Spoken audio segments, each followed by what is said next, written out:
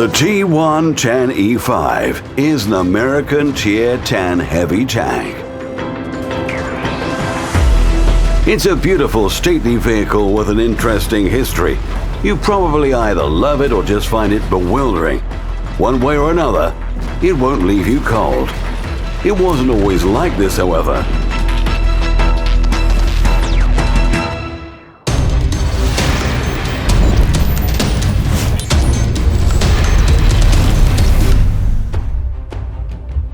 Once upon a time, there were three fearsome heavies in the world of tanks. Maus, the German Titan, IS-7, the Soviet lunar rover, and T-30, the American mayhem machine. These armored knights dictated the structure of Tier 10 games for a long time. But one day, everything changed. The T-30 was deprived of its crown and turned into a Tier 9 tank destroyer. The T110E5 that took its place was a different sort of machine, and it didn't conform to the stereotypes. The player community boiled over with indignation. Only 400 damages per shot instead of an average of 750? The outrage started to die down after a few days when the players realized what a versatile vehicle they'd been given. This was a warrior who could be relied on in every fight.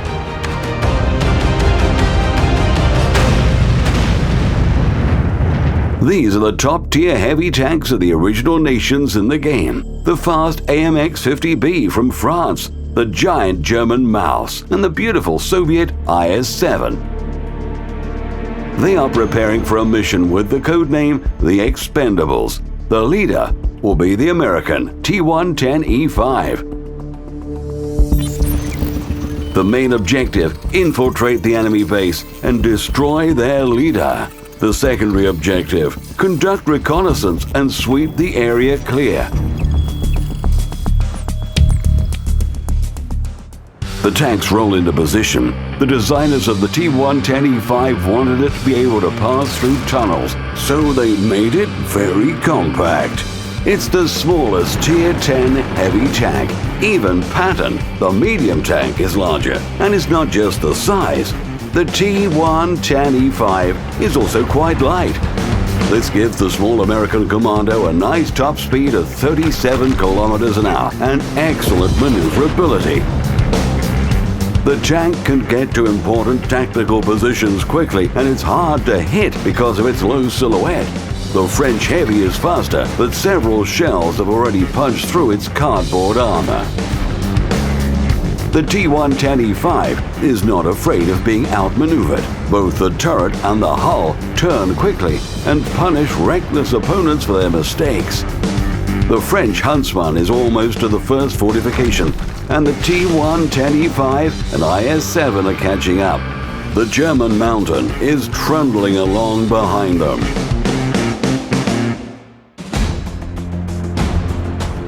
The AMX-50B takes the point for scouting, but as often the case with fast French vehicles, it blows up after taking a hit from an HE shell. There's an ambush ahead, and the squad prepares to take revenge for their fallen comrade. The glacis of the T110E5 is extremely strong. It's a solid piece of cast steel without any joints and junctures, with an impenetrable belt that is 254mm thick. The upper part of the front is set at an angle which greatly increased the effective thickness and could probably take a hit from Thor's hammer. Enemy shells like nothing better than bouncing off the nose of a T110E5. The lower glacis plate is more vulnerable, with a thickness of only 140mm. This is not its only weak spot. The sides and rear are not well armored. Let's be brutally honest. There is virtually no armor at all back there.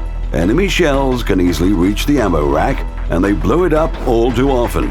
Sometimes it feels like the T110E5 is just an ammo rack on tracks. The only way to stay safe is to find cover, and more cover. If you don't expose yourself, you will survive. It's as simple as that. A very pleasant feature of the tank is how good it is for side scraping.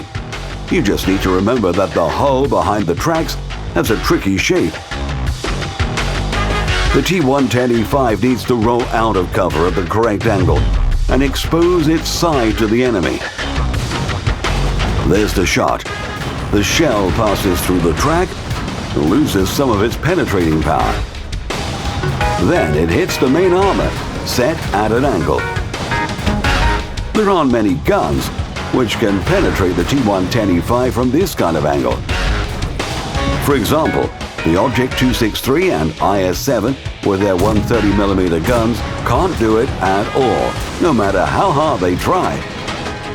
However, the ISU-152 is 2 tiers lower, but it can penetrate the T110E5's armor. What's the secret? The answer lies in the 2 caliber rule. If the gun's caliber is more than 2 times higher than the thickness of the armor, the normalization angle will also be higher. This makes it easier for the shells to penetrate the armor. The side armor of the T110E5 is 76mm thick, so it can't withstand opponents armed with guns of a caliber higher than 152mm. Well, it can, but not for long. The American also has a good turret. It's not as sturdy as the one on the IS-7, but its streamlined shape and sturdy front section can make enemy shells ricochet or fail to penetrate. However, there's an unfortunate feature to it. The T110E5 is a bit of a dandy, and it always wants to look stylish. Just look at the elegant cowboy hat on its turret. A helmet would make more sense, but the Americans have gone for the Clint Eastwood look. And you can't back out of a duel when you wear a hat like that.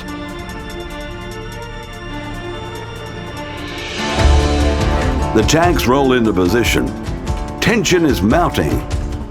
It feels like the air is getting thick, and time is standing still.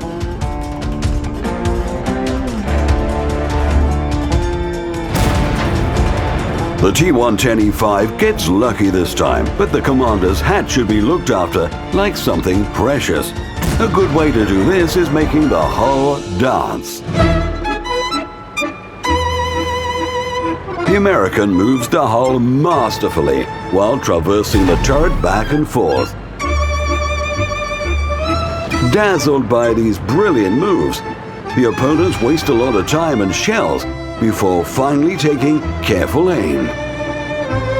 In the meanwhile, you can retreat back into cover and hide the left side of the tank to protect your commander. One last obstacle remains for the heroes.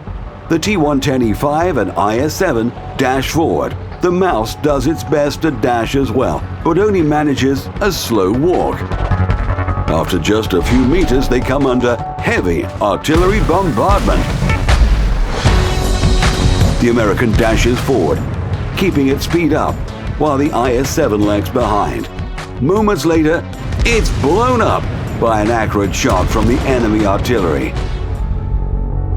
The T110E5 is left with just the slow mouse for an ally, and it rushes to punish the artillery. The T110E5 has an excellent gun, accurate and quick firing. It's also accurate on the move, aims fast, and can hit targets at a long distance. The American Heavy has good gun elevation and depression as well, so it's well designed to fight in hilly terrain. Its lower glacis is covered, and trading fire with the enemy becomes much safer. The armor penetration value of 258mm and a high rate of fire make the T110E5 a versatile destroyer. It puts out around 2,500 damages per minute, which should make it victorious in a duel, assuming all the shells penetrate the armor, of course. The T110E5 is confident in dealing with the opponents, but its HP is low. Never drop your guard, and never underestimate the cunning of your enemies, not even when victory is in sight.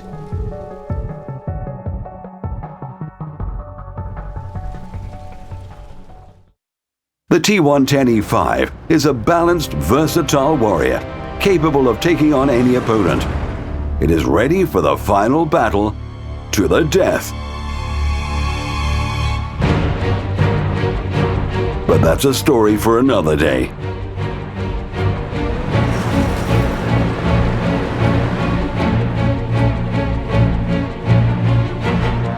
Follow the link to learn more about this vehicle.